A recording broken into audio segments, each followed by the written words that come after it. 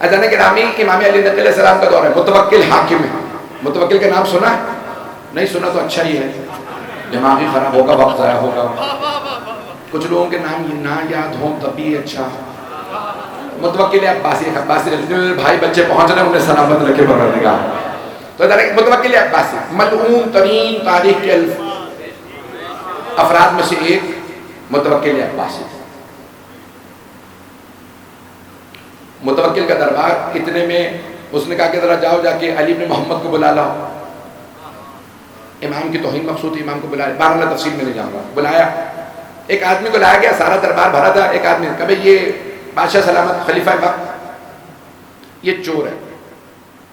متوکل نے پوچھا تم چور ہو؟ کہاں چور ہو. چوری کی ہے؟ کہاں؟ جانتے ہو 3 مرتبہ اقبال جرم کرو گے، اقرار کر لو گے تو تمہارا ہاتھ کاٹ دیا جائے گا. کہا ہاتھ کون کاٹے گا؟ تو پتہ نہیں لوگ ہیں یا نہیں، سلامت رہ جو پہنچ رہے ہیں. کہا تو خود ہی غاصب ہے. اس واقعے کو میں پورا سناؤں گا لیکن روک کے ایک جملہ سن لیجیے. جب حضرت بہلول دانا بغداد میں ہارون الرشید کے تخت پہ بیٹھے تو سارے درباریوں نے انہیں نا تخت سے اتار کے بہت مارا پیٹا. وہ رونے لگے، کونے میں بیٹھ گئے. اتنے میں ہارون آ گیا.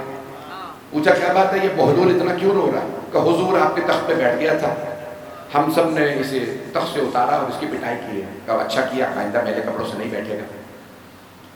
اب جناب بہلول دانا چیخیں مار مار کے روئے چلے جا رہے ہیں. پورے دربار کا ماحول بدل گیا.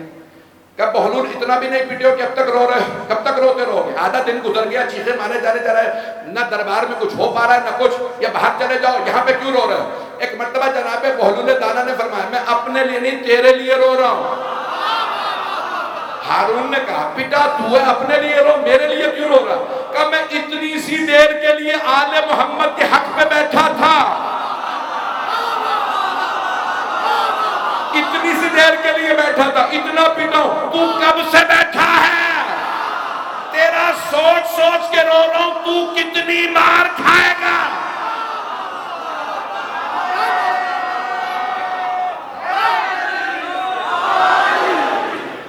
آپ کہیں گے مولانا پہ بھی لاہور میں پابندی اٹھی ہے، پچھلے ہی ہفتے کی شاید دوبارہ پابندی لگوانے کے موڈ میں ہے.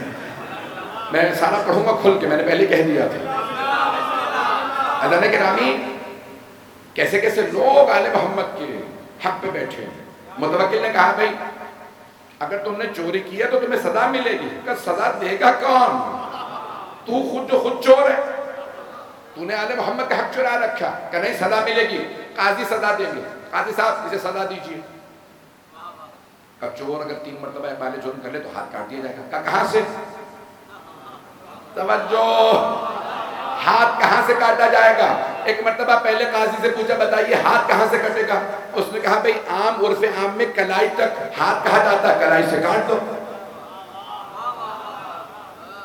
فوراً متوکل نے جو باقی علماء بیٹھے ان سے پوچھا متفق ہیں آپ؟ کا نہیں.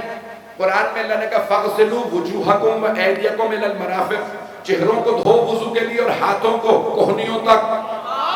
ہمارا ترجمہ کوہنیوں سمیت. کہ جب اللہ نے کہا ہاتھ کاٹ، فَقْطَعُوا أَيْدِيَهُمَا، چور چاہے مرد و السارق کو بسارقہ تو فَقْطَعُوا أَيْدِيَهُمَا، چور مرد و عورت تو ہاتھ کاٹ دو. اللہ نے کہا ہاتھ دھو تو کوہنیوں سمیت، تو کوہنی سے کاٹو. اس نے آیت بھی پڑھ دی. متوکل نے کہا یہ بات اچھی لگ رہی ہے.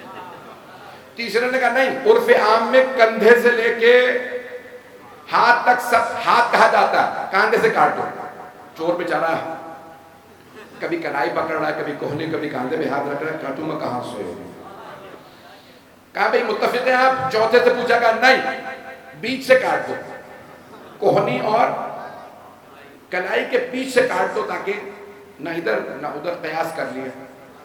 قیاس تو سمجھتے ہیں آپ؟ جو قیاس نہیں سمجھتے میں نہیں سمجھا سکتا. چلے بھئی جس کے بھی. تو ایک مرتبہ کہا بھئی اب اختلاف ہو گیا، کیا کیا جائے؟ سارے کے سارے دربار نے پوچھا بادشاہ سلامت کیسے کیسے لوگ خلیفہ بن گئے تھے جنہیں نہ قرآن آتا تھا نہ حدیث معلوم تھی. کیا کیا جائے؟ علماء میں بھی اختلاف ہو گیا. سب آیتیں پڑھ پڑھ کے سنا رہے ہیں. سارے دربار نے کہا پھر کیوں نہیں پوچھتے علی نقی سے، یہ علی کے بیٹے ہیں، قرآن کے وارث ہیں. ایک مرتبہ پوچھا فرزند رسول بتائیے ہاتھ کہاں سے کاٹا جائے گا؟ ان چاروں میں سے کون صحیح ہے؟ مولانا نے کہا چاروں غلط۔ توجہ، مولانا نے فرمایا چاروں غلط ہے۔ کہ پھر کیوں؟ ہاتھ کہاں سے کاٹا جائے گا؟ کہ صرف 4 انگلیاں۔ میرے جد رسول خدا نے حکم دیا تھا صرف 4 انگلیاں، مولا علی نے صرف 4 انگلیوں کا حکم دیا۔ سارا دربار چیخنے لگا، سارے ملا کھڑے ہو گئے، درباری ملاؤں کی کمی تو تھی نہیں۔ کہا کہ یہ کیسے ہو سکتا ہے؟ آپ اہل بیت میں سے ہیں، ہم نے آیتیں سنائی ہیں، آپ کیوں نہیں بتاتے کون سی آیت کے تحت صرف 4 انگلیاں کاٹی جائیں گی؟ امام نے فرمایا قرآن میں لکھا ہے ان المساجد للہ جمیعا، ساری سجدگاہیں اللہ کے لیے ہیں، ساری سجدگاہیں۔ سجدے میں 7 اعضاء کو زمین پہ رکھنا واجب ہے، پیشانی زمین پہ، دونوں ہتھیلیاں زمین پہ، دونوں گھٹنے زمین پہ، دونوں پاؤں زمین پہ۔ اگر چور توبہ کر لے تو نماز پڑھے گا، اور کسی کو بھی توبہ سے روکا نہیں جا سکتا۔ جب اللہ نے کہہ دیا سجدگاہ اللہ کے لیے ہے تو انگوٹھا اور ہتھیلی کاٹے نہیں جا سکتے۔ چور کی صرف 4 انگلیاں کاٹی جائے گی، وہی بتا سکتا ہے جو قرآن کا وارث ہے۔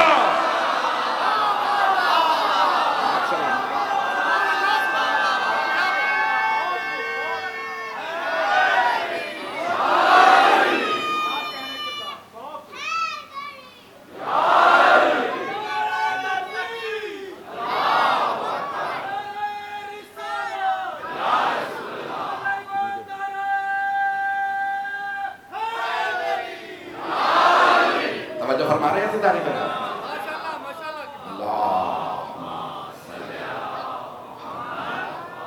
توجہ فرما رہے ہیں نا سیدھانے کے نام؟ میرے محترم سامعین سیدھانے کے نامی، آل محمد دنیا میں عدل و انصاف قائم کریں۔